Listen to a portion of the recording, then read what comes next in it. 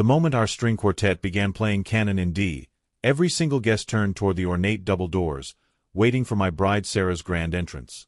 But before those doors could even crack open, someone shrieked from the back row with an ear-piercing voice, "Make way for the mother of the HOA!" And there she was in all her glory.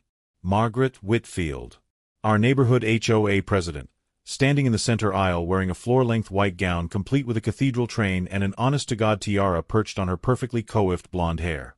She was tossing miniature lavender sachets into the stunned crowd like she was the self-appointed queen of Maple Ridge Estates. Sarah froze behind the still-closed doors, visible through the glass panels. My brother Jake, standing as my groomsman, whispered with disbelief in his voice, "Is she actually curtsying to people?" And I, Michael Chen, software developer and chronic avoider of neighborhood drama, knew with absolute certainty that this wedding was about to become an all-out war. Let me back up and explain how we got here. Sarah and I had been planning our backyard wedding for 18 months. We'd transformed my property in Maple Ridge Estates into what we thought was the perfect venue.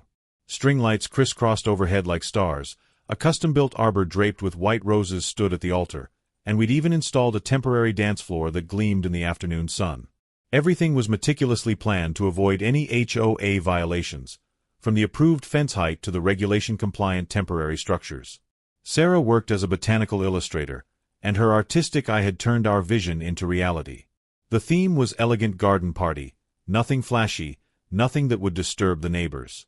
We just wanted to celebrate with our closest family and friends in peace. Enter Margaret Whitfield, the 62-year-old HOA president of Maple Ridge Estates and the living embodiment of suburban power trips. Her personal motto, which she had literally embroidered on throw pillows in the community center, read, "Uniformity creates unity."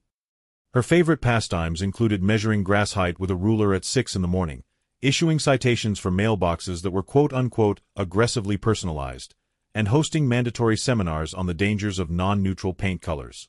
In what I now recognize as a catastrophic lapse in judgment, I had invited Margaret out of what I called neighborly respect. She lived 3 houses down, and I figured not inviting her would create more problems than including her.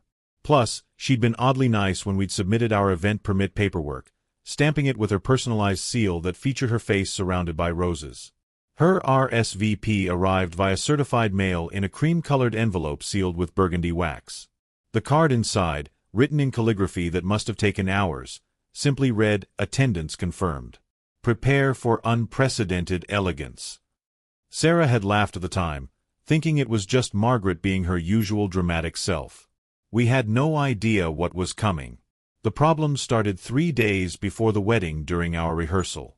Margaret arrived uninvited, carrying a leather-bound clipboard and wearing a blazer with HOA authority embroidered on the pocket. She interrupted our practice ceremony with a sharp clearing of her throat. "The arbor exceeds approved temporary structure height by 4.7 inches, she announced with a satisfied smile. "The aisle configuration places decorative elements 3 inches outside your designated event pathway zone as outlined in subsection 12 of the event permit," she continued, making notes on her clipboard.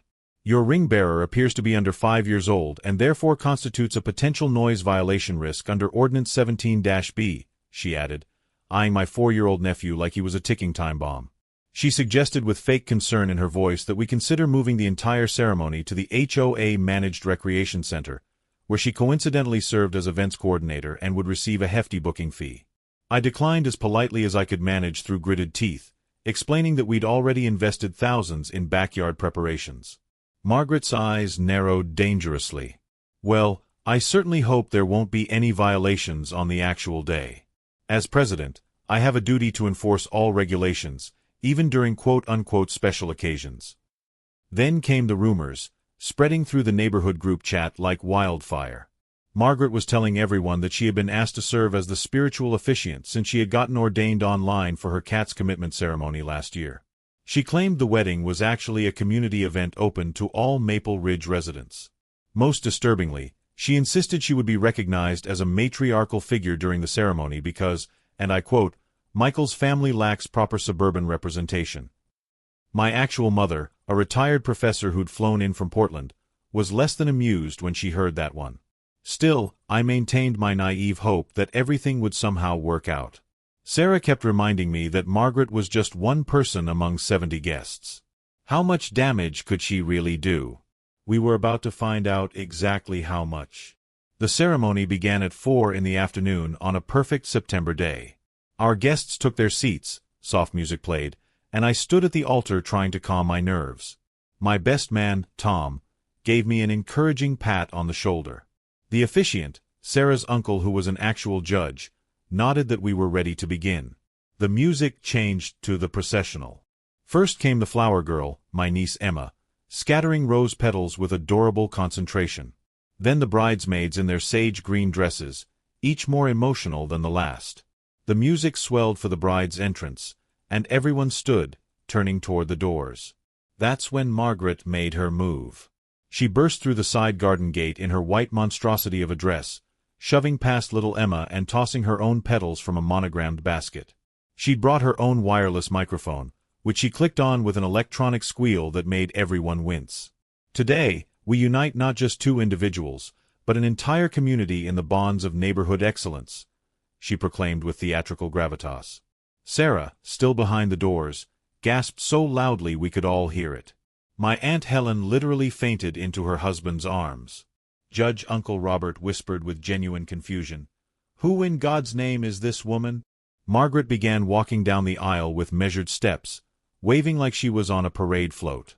She actually attempted to start the ceremony herself, pulling out a laminated script from her bodice that began with, "Dearly beloved residents and HOA members in good standing." That's when Tom's girlfriend Lisa, who happened to work as a paralegal specializing in property law, stood up from her second-row seat and declared with authority, "Ma'am, you're trespassing on a private event and disrupting a legal ceremony. I need you to stop immediately." Margaret smiled with condescending sweetness. "Young lady, you cannot trespass in your own community. I have every right to participate in events that affect property values and neighborhood aesthetics. Actually, you absolutely can trespass, especially when you're disrupting a permitted private gathering," Lisa shot back, already pulling out her phone to record everything. The situation escalated rapidly from there. Sarah's sister Beth, who worked as an event coordinator and had over 2 million followers on social media for her wedding disaster videos, stood up and shouted with barely contained rage, "She's wearing white to someone else's wedding. Get her out of here now." What happened next was both chaotic and strangely coordinated. 3 groomsmen, including my brother Jake who played college football, formed a human barrier. 2 of Sarah's uncles, both retired police officers, flanked Margaret's sides. Even our 70-year-old pianist stopped playing and stood up, ready to defend the ceremony's sanctity. They escorted Margaret toward the side gate while our violinist, who apparently had a wicked sense of humor, started playing the theme from Jeopardy! Margaret struggled against the escort, her train getting tangled in the aisle runner, her tiara sliding sideways as she shouted about discrimination and hostile takeovers. But here's the beautiful irony that Margaret had apparently forgotten. Just 2 months earlier, she had pushed through a new HOA regulation called the Public Nuisance Prevention Clause, which specifically banned disruptive behavior during approved gatherings and carried automatic fines of $500 per incident. She'd created it to stop teenagers from playing music at the community pool. Now it was about to bite her in her white satin-covered behind. I immediately submitted a formal HOA violation report using the online portal for my phone, right there at the altar.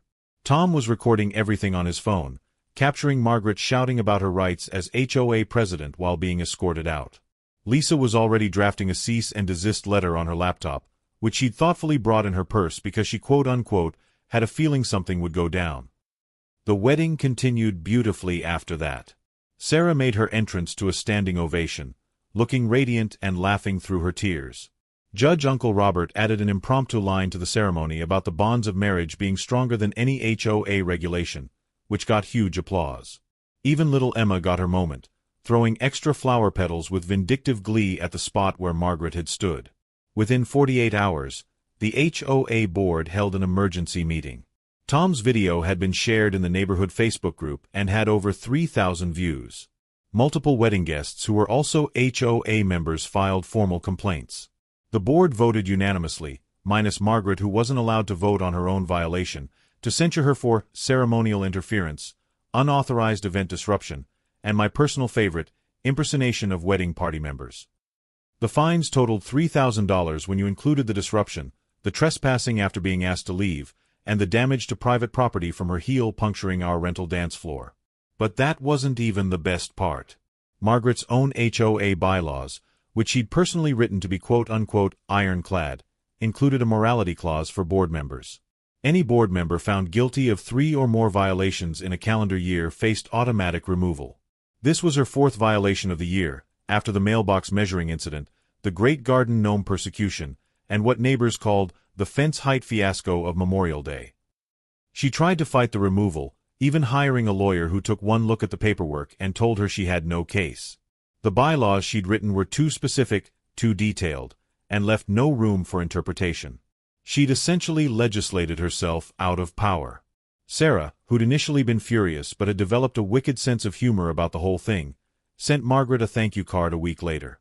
Inside was a printed photo of our entire wedding party in coordinated attire with the caption, "Thank you for making our wedding unforgettable. P.S. We've registered our event with the Better Business Bureau as a Margaret-free zone."